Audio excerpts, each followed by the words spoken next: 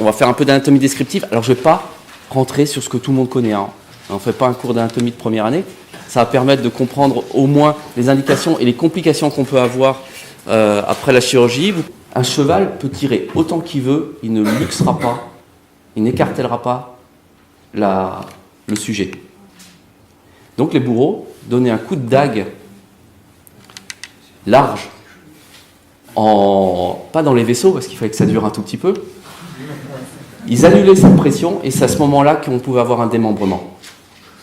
Donc la pression intra-articulaire négative, c'est un facteur important de stabilité également de la hanche. On dit qu'il y a une variation interindividuelle de 10 degrés de l'un à l'autre, les conséquences que ça peut avoir. 10 degrés, ça paraît rien et pourtant c'est énorme.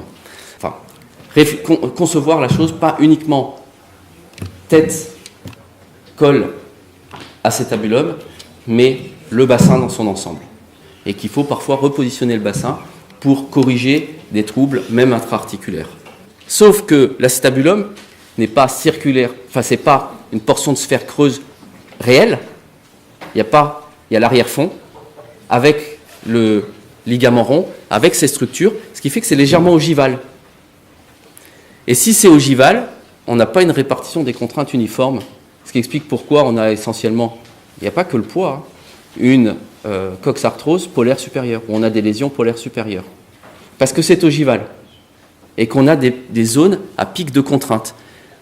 Et puis en plus, il y a l'histoire du poids qui va être appliqué, et de la transmission du poids. Et pour qu'il y ait cette transmission du poids avec l'anneau, vous voyez que ça va dépendre énormément en plus de la version du bassin.